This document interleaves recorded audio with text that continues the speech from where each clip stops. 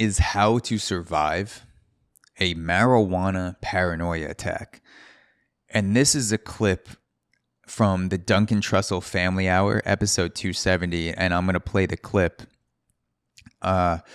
And I recently listened to an episode with Duncan Trussell and Sam Morrell, and then I went on a binge of some clips from the Duncan Trussell podcast, and I love it. Definitely go check out Duncan Trussell's podcast, the Duncan Trussell Family Hour, and this is an excerpt from episode 270. So I'm going to pull it up on Riverside, which is a great platform to record podcasts, by the way, if you are a podcaster, riverside.fm. And I'm going to play the live clip of how this excerpt where I'm not sure exactly who the guest is because it didn't say on YouTube, but it sounds like either a doctor or someone who is familiar with the medical side of the biological reactions of marijuana. So we'll listen to this clip and then respond to it and go over it. So let's dive in. Duncan, let me ask you a question. I'm going to put on my other headphones for this. All right. Just plugging in the headphones. And here we go. One of the reasons you like smoking pot is because it downregulates fear. And so you can get at ideas and parts of yourself and all kinds of stuff that and execute plans in the world that would be too scary under other conditions. Yeah, you know what? I would say this is why I like more of the psychedelics, which are a little more gentle with me. Marijuana, it does not downregulate fear for me. It freaks me the fuck out. Duncan, you want me to fix that? Yes. I'll fix it. You'll never have that problem again. I'll fix that for you right now. Oh my God, this is the greatest podcast of my life. It's going to take about 3 minutes, but here, okay. So first of all, you're probably smoking some sativas more than indicas. But at the front end of any marijuana high, but really true with sativas, you get a big push of dopamine, right? Yes. And dopamine, it feels great, but it amplifies pattern recognition, okay? Yes. You read Abundance, and we talked a second ago about, hey, the brain takes in 400 billion bits of information a second, yes, right? So the biggest problem the brain's got to solve is, oh my God, I got a shit ton of information. I got to sort this. What's critical? What's important? Well, the first order of business for any species is survival. So where does that shit go first? It all goes to the amygdala, your danger detector, right? And this is why most people, and this is work done at Berkeley, most people take in about 6 to 9 bits of negative information for every 1 bit of positive information they take in. Okay, this is just normal conditions. That's what the filter does, right? The fact that that's what the amygdala does under normal conditions. So one of the reasons, by the way, you want to negotiate with fear is so you can stop taking in so many things, because we no longer live in an environment where everything can kill you, right? You need it that heightened. So like that's part of the negotiation with fear. That's critical. But here's the problem. When you smoke a shit ton of pot, you get more data per second, right, because of the dopamine, and you get more pattern recognition. Unfortunately, your filter is still going to find 9 negative things to panic about and spiral off to every one positive. But here's the cool part. Dopamine only peaks for about 20 minutes. So from the time you smoke pot and that paranoia starts to come on, what you got to say to yourself is, oh, look at this. It's heightened dopamine. I'm starting to really pay attention to all the negative stuff. If you allow that negative thought to connect to another negative thought, to connect to another, once the emotion gets into the system, once the fear is in the system, you're fucked. You can't get out of it. Right. Because the dopamine, right, it's too strong. You'll never win. But you can say to yourself, oh, wow, massively heightened pattern recognition really amplifies stuff. So for the next 20 minutes, I'm going to only pay attention to the positive thing. So when the negative thing comes up, you go, all right, I see that, and that's important, and thank you for telling me about that, but I'm going to pay attention to that like 20 minutes from now. I'm not going to disregard it because that would be bad. Thank you for telling me. I'm going to pay attention to that in about 20 minutes after I have less dopamine in my system so I don't panic, so I can actually lend it. You have a negotiation with yourself based on facts and honest to God. And just train yourself for that period to pay attention to the positive and just like when the positive comes up, you look for it. What is the positive in the negative? Hunt for it. And then how does it link to another positive? Wow. And just all you got, and it will take if you do that for a month to 2 months, you're going to rewire your brain. Your brain's going to stop hunting for the negative, because marijuana, one of the things it's phenomenal for, and this is not my research, this is Mitch Earlywine's, like 30 seconds USC, left. before he went to the University of Kentucky. It's phenomenal Very for state-dependent learning, right? So people make the mistake. They think marijuana is really good for sitting on the couch and watching funny cat videos and eating Cheetos. Yes. Because that's what they first did when they were stoned. But what you first did when you were stoned is you used that to create great music, and you trained yourself to do that, it would never dawn on you that this was actually good for eating Cheetos on the couch. Right. Right? State-dependent learning. So if you reprogram kind of the front end of the marijuana experience this way, spend a couple months doing it, just paying attention, practicing, you won't have this problem again. All right. Let me put the other headphones back in. Yeah. I'm gonna fire it up. Yeah.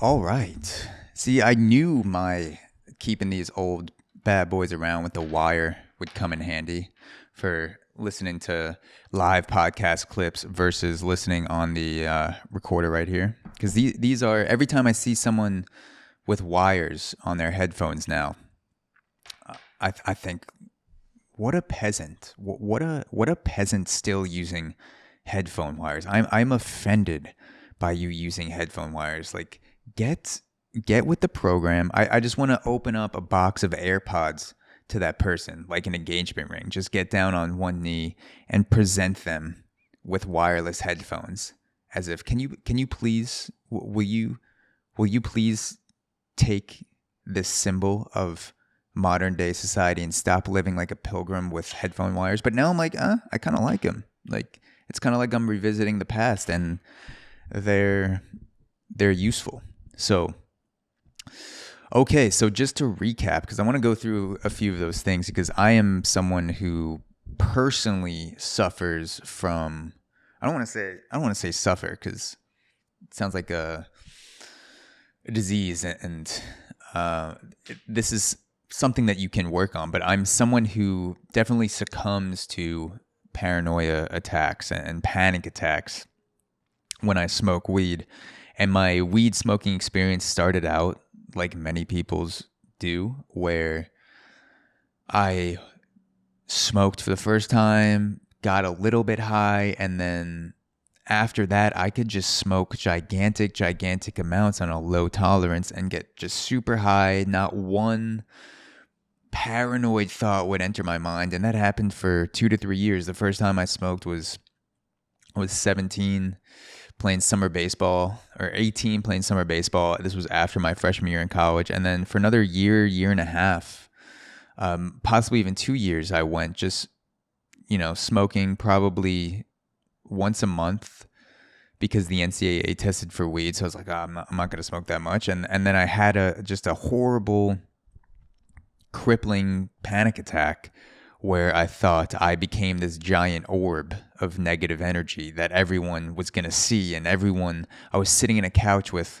a lot of other athletes at Richmond and a lot of other friends of mine. And I was convinced that everyone was thinking, why am I still here? Because I was giving off this negative energy. I was convinced that everyone wanted me to leave, and the paranoid attacks kept feeding each other, and the anxiety. And eventually I went to my bed and fell asleep. And then after everyone else went to bed, stole some of my roommate's food and then went back to sleep, which is the way to do it. And so I think this information can be useful. So the first thing that this guy was talking about on the Duncan Trussell Family Hour is that people take in 6 to 9 bits of negative information for every 1 bit of positive information. So that's how our brains are wired. And he didn't say what this was in the clip, but I assume it has something to do with survival, that if we're early humans and we are in a situation where we're surrounded by predators, we're surrounded by threats, that it's better for our survival and better for our well-being, better for our DNA to pass on its own genetics, to pass on itself, if we're taking in the negative threats over the positive. So I have no idea, but I assume it's something about survival, that when you're scanning an environment, you want to see the negative threats first, and then if you take in positive information, then that's just a cherry on top. And so apparently when you smoke pot, you take in more data per second because of the dopamine. So the 9-to-1 ratio still remains intact, but instead of taking in 9 bits of negative information and 1 bit of positive information in the same period, it might be 2 to 3 times the ratio. So 18 bits of negative information and 2 bits of positive information, or 27 bits of negative to 3 positive.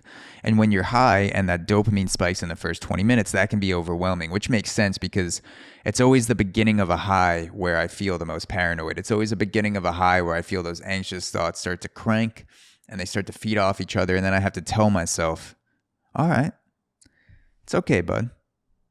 Let's take a step back here. And we'll think about this. We just gotta get through this next 20 minutes. Like the way that a medic on a battlefield would talk to a soldier that just got shot in the stomach. Like a medic would be like, "Come on, you just gotta make it through this 20 minutes. Like we're home. We're gonna be on the hospital. We're gonna carry you to the stretcher. Like just hang on, just hang on." That's the same way that I talk to myself when I'm having a panic attack when I'm high. I'm just like, come on, just get through 20 minutes. Get through this and you'll be good. I know it feels like your heart's going to explode in your stomach and your brain's splitting apart and you can feel everything everywhere. But just hang on. And then it stops. And I'm like, all right, that's fine. So yeah, the first 20 minutes, apparently it's because of the ratio, because we're taking in more data points because of the spike in dopamine. And so this guy says, all right, the first 20 minutes, it's very important to say to yourself, this is heightened dopamine. This is not the world turning against me. This is not even pot doing something medically harmful to me. This is I have a raised awareness of what's going on. And because of that heightened awareness, because of those more data points, I'm naturally taking in more negative things. It's not because more negative things are actually happening, but it's just because I'm able to see them now. It's popping up in my brain. And he says, once the fear is in your system, you're fucked. That's what he said. Once the fear is in your system, you're fucked. It's too strong. You'll never win. So you have to recognize the negative and have a negotiation with yourself to focus on the positive for 20 minutes. Just ignore the negative. Just put it aside for now, is what he says. But here's the thing. It's really fucking easy to say that. And this would be my question. This would be my hesitation with embracing this as a way to work through something, especially like anxiety. When you are anxious, and this applies to being sober too, when you're anxious, your brain can actually transform the positives into negatives. So my question would be, what if, there's all these negative thoughts popping up into your head? Like, I have no idea where I'm going to be in 5 years. I'm broke as fuck. I just got 6 parking tickets. I'm up to my debt and eyeballs. I still have student loans. My girlfriend's a fucking bitch. Like all these things that are popping into your head. And then the one positive you see, maybe you're looking at a plant in your apartment, and then you think, wow, what a beautiful plant. At least with all these negatives, I have this plant. And then because you're high as fuck, you think, oh yeah, this plant is beautiful. It's beautiful because it's alive. And oh my God, if it's alive, it can fucking turn against me. Holy shit. Has this plant been listening to my thoughts? Did this plant just call the fucking cops on me? You just fucking spray your plant with it. I don't know why you have an Uzi, but yeah, you're just like, oh my God. And then the negatives take hold. So it's like, what if the positives you're paying attention to start to transform themselves into negatives? That would be my question, is that it's easy to focus on the positives, but when you're anxious and high, it's hard to hold on to a positive. A positive is like a wave in a negative ocean. It's positive, positive, positive, and then eventually it just like crashes back to the wave of anxiety. It crashes back into the ocean of anxiety and bad stuff. It's like, yeah, sure, the positive is up here. It's up here for a little bit, and then it just fucking crashes and mixes with all the shit. And now it's back into the ocean. So it's like sometimes you feel like you're grabbing at nothing when you're high. You're grabbing at nothing. You're just grabbing at positive thoughts that are fleeting, and not really sure what to do in that situation. I've been, completely out of sorts multiple times, many times, at least 10 to 12 times. It's happened to me where I either have a full-blown panic attack when I'm high, or I get very fucking close to the edge and then I start to come down. And a lot of these experiences have been difficult, but not been enjoyable. And I don't blame the weed. I think weed, for some people, it just vibes with genetics. Some people, I have friends, no matter what state they're in, they are the brokest, just not like if you looked at their lives, there are people I've smoked weed with where it's like, this person should have all the anxiety in the world, and they smoke weed and they don't give a fuck. And then me, I have so many reasons why I should not be anxious. I have a great family. I have a good job. I'm working on podcasting. I do exciting things. I go on trips. And then the weed takes hold of those thoughts, and then it gets amplified. Kind of like the way that things get amplified on Twitter. My anxiety gets amplified on weed, just like the way that Twitter amplifies child porn or protects them. That's a good analogy. So, callback. So, yeah, I mean, I sometimes I don't know. One of my friends, Dave Robinson, who is on the episode before this, if you look at the 100-mile trek, I spoke to Dave Robinson, and he's been on the podcast many times before, and we've talked about weed and freaking out. And one of the things he told me is to say to yourself, I took the medicine and the medicine is working. So when you smoke weed, you're taking it because you want it to do something to you. You're not surprised when it does something to you. And when something is running through you, it doesn't always have 100% positive effects. So something I've started to say to myself since the few times I have smoked weed is I took the medicine's working. I've smoked the weed is working. I've smoked the crack is working. Whatever your choice, no judgment here on the aux. Just know that if you ingest a substance in your body and that substance is supposed to alter you, when you feel the effects, that means that it's working. And that has been, I suspect, a source of a lot of my anxiety in the past, is that I have an idea of what it's like to be high. I have an idea of what it's like to be faded. And it's this, I just want all the worries to go away. I want no negative energy. I want no paranoia, no bad thoughts, which doesn't even happen when I'm sober, far from the truth. But for some reason, when I go back to weed, I tell myself, this is going to be the time where not a single negative thought doesn't happen, and I'm just going to enjoy myself. And in a way, it's disrespectful to the drug, because weed is a powerful drug. And I think people should be educated on that more, because weed is seen as a thing where you smoke it and you let go. You kind of, weed is a chill drug. But for a lot of people, including myself, you should be ready for a difficult or semi-difficult experience when you smoke, or don't smoke, or smoke less. That's another thing. I shouldn't be taking huge bong rips and smoking half a joint to myself when I haven't smoked in 2 years. And I've done that before, and it's terrifying. In the few times I've smoked since like 2019, I probably smoked 3 or 4 times. I take baby fucking hits because I smoke once every 5 or 6 months, maybe. Take 2, baby hits or like one like medium size but still baby hit, and like I could feel it. I feel the bodily effects slightly. I don't really get a lot of the paranoia, and that's the most enjoyable state to me because I have a super low tolerance. And I think I had a window where I could get high as fuck and not get anxious because my anxiety, I was blocking out a lot of the anxiety, and then eventually through life circumstances, and I was also going through a relationship that was coming to an end, a breakup at the time, and I think a lot of those things came together and pushed me into my full-blown panic attack. Where before that, I was just kind of enjoying this free period. Everyone has a free period with weed where you can get high as fuck and you don't have to worry about it. And I definitely abused that free period because I remember being in circles and just fucking torching up and sending myself into next week and not having a care in the world. And that was fun as fuck. But eventually, you have to pay the piper. You have to pay the pipe.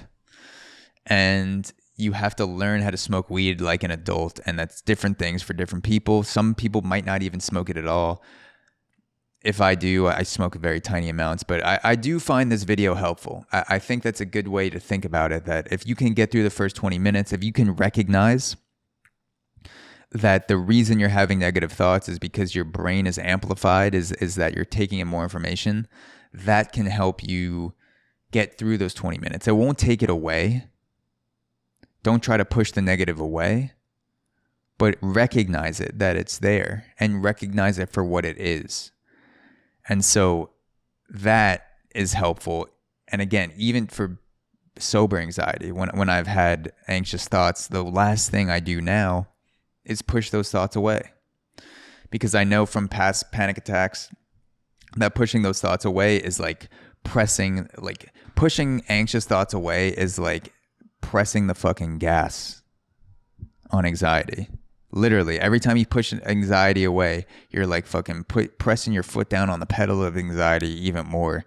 And then when you've pushed it completely away, and when you feel like you can't move, you can't do anything that day, you're literally flooring it to the ground with the anxiety pedal. And every time you accept it, every time you recognize, every time you lean into it, which is hard as fuck to do, but it works, you're taking the foot off the gas a little bit because you're seeing it for what it is, and you're facing it, and you're willing to let those thoughts run through your head that, yeah, my fucking brain is throwing crazy thoughts at me right now. Yeah, my heart feels like it's pounding out of my chest. Yeah, my throat feels like it's closing up. Yeah, all these things, these thoughts, these physical sensations are happening, and I'm recognizing them. And I know it's eventually going to go away, and right now it is a part of my existence. And to me, that's why this video is great, because it kind of combines that mentality with being high. So hopefully that helped you a little bit. Hopefully you can take some of that into your own experience. And let's get to the next and last topic.